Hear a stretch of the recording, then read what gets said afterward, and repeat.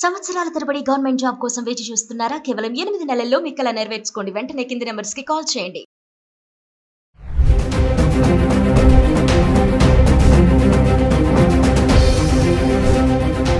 Hi hello నమస్తే, welcome back to Suman TV. ప్రస్తుతం మనతో పాటు ఉన్నారు consumers affairs committee chairman Mandari Krishnareddy గారు. నమస్తే సార్. నమస్తే సార్, అమెరికా ట్రంప్కి సంబంధించి మనం వీడియోలు చేస్తూనే ఉన్నాము. మరి కొత్తగా అమెరికాలో ఉన్నటువంటి భారతీయ విద్యార్థులను భయపెడుతున్నటువంటి కొత్త బిల్, ఓపీటీ బిల్, అది రద్దు చేసేసాడు. మరి ఏంటి సార్, దానివల్ల మన వాళ్ళకి వచ్చినటువంటి నష్టాలు ఏంటి? అంటే ఎవరైనా ఇతర దేశస్తులు అమెరికా వెళ్ళి చదువుకునే స్టూడెంట్స్ కానీ, లేక ఏదైనా రీసెర్చ్ స్కాలర్స్ కానీ, ఎడ్యుకేషన్ సంబంధించినటువంటి లైన్లో ఉన్న వాళ్ళకి ఎక్కువ భాగం అమెరికాలో ఒక విధానం కొనసాగుతోంది.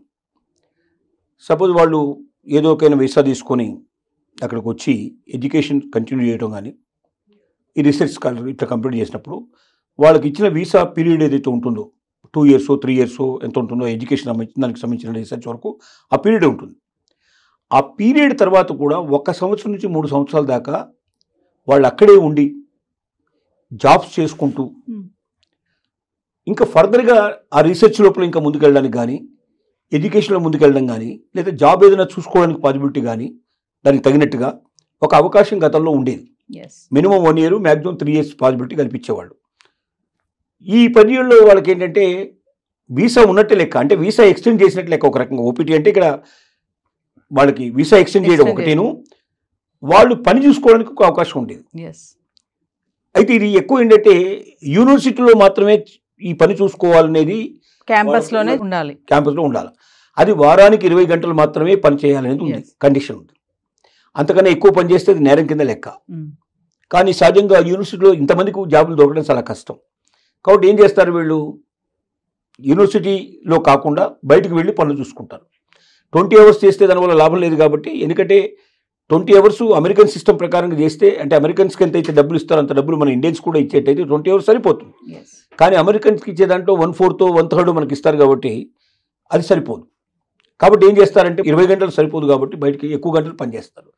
ఈ ఎక్కువ గంటలు పనిచేయడం అనేది నేరానికి సంబంధించిన విషయం. అంటే అమెరికన్స్కు ఉద్యోగాలు దొరకకుండా బయట నుంచి వచ్చిన వాళ్ళు ఆ ఉద్యోగాలు ఆక్యుపై చేసుకొని తక్కువ రేట్లకు పనిచేయడం వల్ల అమెరికన్స్ రావాల్సిన జాబ్స్ రావట్లేదు, అమెరికన్ రావాల్సినంత జీతం రావడం లేదనేది అక్కడ ట్రంప్ యొక్క వివాదం. ట్రంప్ ఓపీటీ రద్దు చేయడంలో ముఖ్యమైన కారణం అది. ఇప్పుడు దీనివల్ల ఏమైందంటే లక్షల మంది విద్యార్థులు నష్టపోయే పరిస్థితి ఏర్పడింది. అంటే వాళ్ళకి చదువు అయిపోగానే ఇక వాళ్ళు వెంటనే మూటముళ్ళు సర్దుకొని వచ్చేసేయాలి, వెనక్కి రావాలి. ఏమాత్రం అక్కడ ఉండడానికి వీలు లేదు. గతంలో అయితే ఓపీటీ ఉండడం వల్ల మినిమం 1 year నుంచి 3 years దాకా వాళ్ళు షెల్టర్ ఉండేది. ఆ 3 yearsలో వాళ్ళకి యూనివర్సిటీ లోపల కూడా పనిచేసుకునే అవకాశం ఉండేది, బయట కూడా పనిచేసుకునే పాసిబిలిటీస్ ఉండేది.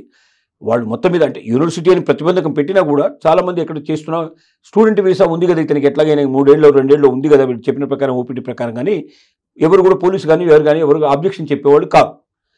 ఇప్పుడు ట్రంప్ తీసుకుని నిర్ణయం వల్ల ఏమైందంటే లక్షలాది మంది విద్యార్థులు వాళ్ళ ఇండియాకు రావాల్సిన పరిస్థితి ఏర్పడింది. ఖచ్చితంగా రాకపోతే ఇంకో మార్గం లేదు. ఎందుకంటే వాళ్ళని 1 month లోపల వాళ్ళకి ఈరోజు ఓపీటీ రద్దు చేశారు, 1 month టైం ఇచ్చారు. 30 రోజుల లోపల వాళ్ళు 80% ఇండియాకు తిరిగి రాకపోతే వాళ్ళ మీద కేసులు ఫైల్ చేసే అవకాశం ఉంది, వాళ్ళ జైలు పంపించే అవకాశం ఉంది, వాళ్ళ మీద రకరకాల యాక్షన్స్ తీసుకునే అవకాశం ఉంది, ముద్రేసేస్తారు. స్టూడెంట్స్నే కాకుండా సార్, అక్కడ ఉన్నటువంటి యూనివర్సిటీస్ కూడా ఈ బిల్లుతో భయపడుతున్నాయి అంటే ఏం చెప్తారు సార్? ఎందుకు భయపడుతున్నాయంటే యూనివర్సిటీస్ ఎప్పుడు బాగా కలకలాడుతుంటాయి, స్టూడెంట్స్ ఉంటే బాగా కలపడతాయి. స్టూడెంట్స్ని బయటకు పంపించడం మొదలుపెట్టిన తర్వాత ఈ ఓపీటీ సిస్టమే లేకపోతే అసలు ఎవరు చదువుకోవడానికి రారు. ఎందుకంటే మా చదువు అయిపోయిన తర్వాత కూడా ఇంకా 1 year నుంచి 3 years అక్కడే ఉండొచ్చు, అమెరికాలో ఏదైనా మంచి ఉద్యోగం సంపాదించుకోవచ్చు, లేదా ఫర్దర్గా స్టడీస్ అయినా ఫర్దర్గా ఇంకేదైనా సరే మా జీవితాన్ని సెటిల్ చేసుకోవచ్చు అనే ఉద్దేశంతో వస్తున్నారు. నీకు నీ చదువు వరకు మాత్రమే కంప్లీట్ చేసుకుని పోవాలంటే అమెరికానే రావాల్సిన అవసరం లేదు. ఇండియాలో కూడా మంచి చదువు ఉంది మనకు, ఇండియాలో కూడా మంచి యూనివర్సిటీస్ ఉన్నాయి మనకు. ఇవి కాకుండా అమెరికా కన్నా తక్కువ ఖరీదు చేసేవి, తక్కువ ఖర్చు అయ్యేటువంటి అనేక దేశాల లోపల యూనివర్సిటీస్ ఉన్నాయి, ఇంకెక్కడికైనా వెళ్ళొచ్చు. అమెరికాలో పర్టికులర్గా ఎందుకు వస్తున్నారంటే అమెరికాలో పార్ట్ టైం జాబ్ చేసుకునే అవకాశం ఉంది, చదువుకునేటప్పుడు కూడా పార్ట్ టైం చేసుకోవచ్చు. అలాగే చదువు అయిపోయిన తర్వాత కూడా 1 year నుంచి 3 years ఇక్కడ ఉండొచ్చు. మనం ఈ లోపల మనం ఏదో ఒక ఉద్యోగం సంపాదించుకొని మనం పూర్తిగా సెటిల్ కావచ్చు 100% అనే ఉద్దేశంతో మాత్రమే అమెరికాకు వస్తున్నారు. ఇప్పుడు ఓపీటీ తొలగించిన తర్వాత ఇక అక్కడ ఉద్యోగాలు వస్తాయనేది కల్లా, అక్కడ వెయిటింగ్ పీరియడ్ లేదు. మరి అలాంటప్పుడు ఎందుకు వస్తారు? కొత్త విద్యార్థులు రారు, ఉన్న విద్యార్థులు వెళ్ళిపోతారు, కొత్త విద్యార్థులు రారు. మరి యూనివర్సిటీస్ ఏమైపోతాయి? నష్టాల బారిన పడిపోతాయి. చివరికి యూనివర్సిటీలు మూసుకోవాల్సిన పరిస్థితి ఏర్పడుతుంది. అందుకే యూనివర్సిటీస్ వణికిపోవడానికి కారణం అది, భయపడడానికి కారణం అదే మెయిన్గా. సరే, ట్రంప్ టార్గెట్ ఇప్పుడు స్టూడెంట్స్ అంటారా? ట్రంప్ టార్గెట్ స్టూడెంట్స్ అని కాదు. ట్రంప్ ఏం ఎలక్షన్లో ఏం వాగ్దానం చేశాడంటే, ఇక్కడ ఉన్న ప్రజలకి నేను ఉద్యోగం కల్పిస్తాను, భద్రత కల్పిస్తాను, ఆదాయాలు పెంచుతాను, ఒక అమెరికాని ప్రపంచ దేశాల్లో నెంబర్ 1 దేశంగా నేను చూపిస్తాను, అప్పులు మొత్తం కంప్లీట్గా తీర్చి ఏర్పాటు చేస్తాను, ఆదాయం పెరిగి ఏర్పాటు చేస్తాను, దేశ భవిష్యత్తే గతంలో ఎప్పుడూ లేనంతగా ఒక ఉన్నతమైన పరిస్థితి, ఒక గోల్డెన్ ఎరా తీసుకొస్తాను నేను అని వాగ్దానం చేశాడు. కాబట్టి మరి అలాంటి స్వర్ణయుగాన్ని తీసుకురావాలంటే ఎక్కడెక్కడ లోపాలు ఉన్నాయో చూడడం మొదలుపెట్టాడు. ఒకటి, ప్రభుత్వ రంగ సంస్థల్ని వీలైనంతవరకు క్లోజ్ చేయాలని డిసైడ్ చేసుకున్నాడు. ఎందుకంటే ప్రభుత్వ రంగ సంస్థల్లో అనవసరంగా ఖర్చే విపరీతంగా ఉంటుంది, కానీ దానివల్ల వచ్చే ప్రయోజనాలు పెద్దగా ఉండదు. ఎందుకంటే అమెరికాలో ఏంటంటే అన్ని రాష్ట్రాలు ఇండిపెండెంట్గా ఏ రాష్ట్రానికి ఆ రాష్ట్రమే స్వతంత్ర ప్రతిపత్తి కలిగినటువంటివి. కాబట్టి ఏ రాష్ట్రానికి ఆ రాష్ట్రం బతకగలిగే అవకాశం ఉన్నప్పుడు సెంట్రల్ నుంచి పెద్దగా వాళ్ళకి సపోర్ట్ ఇవ్వాల్సిన అవసరం లేదు.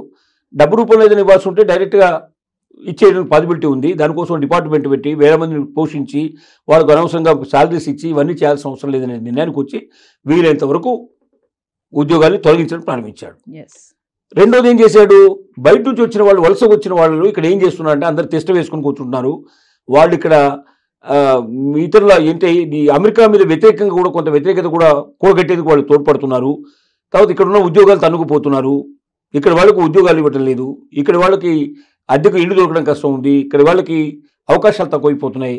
కాబట్టి బయట నుంచి వచ్చే వాళ్ళని ఎంత తగ్గించగలిగితే అంత అమెరికా సేఫ్గా ఉంటుంది, సురక్షితంగా ఉంటుందని అతను భావిస్తున్నాడు. సరే, ఏదేమైనా ఓపీటీ బిల్లు రద్దు చేయడం వల్ల మన స్టూడెంట్స్కి అయితే తీవ్రమైన నష్టమే అనుకోవచ్చు. 100% నష్టమే. విద్యార్థులంతా వెనక్కి రావాల్సిన పరిస్థితి ఏర్పడుతుంది. కొత్త విద్యార్థులు వెళ్ళాలంటే భయపడే పరిస్థితి ఏర్పడుతుంది. ఇక అమెరికా చదువులకి కొంతకాలం స్వస్తి పలకాల్సిన పరిస్థితి ఏర్పడుతుంది. అసలు వాస్తవంగా ఎవరిచ్చినా సలహా ఇది ఇస్తారు. ఎందుకంటే ఏ క్షణంలో ఏం జరుగుతుందో తెలియని దేశంలో వెళ్ళి దేశంగాని దేశం లోపల అక్కడ ఉండి అక్కడ ఒకవేళ ఉండాలనుకుంటే ఒక నెలకి ₹1,00,000 ఖచ్చితంగా కావాలి. ఒక నెలకి ₹1,00,000 కావాలి. అంటే తల్లిదండ్రులు పంపించాల్సిన తప్ప ఇంకో మార్గం ఏముంది? తల్లిదండ్రులు ఎంతకాలం పంపించగలుగుతారు? చదువు అయిపోయిన తర్వాత కూడా ఇంకా ₹1,00,000 నెలకు చొప్పున సంవత్సరానికి 12 లక్షలు 10 లక్షలు ఖర్చు పెట్టాలంటే ఎంతమందికి అవకాశం ఉంటుంది అది? కాబట్టి చాలా మంది పోరు. 100కి 90 మంది 95 మంది వెనక్కి వచ్చేస్తారు. ఒక 5% పీపుల్ 10% పీపుల్ మేబీ డబ్బు బాగా ఉన్నవాళ్ళు పంపించుకునే పాసిబిలిటీస్ ఏర్పడతాయి. Thank you sir.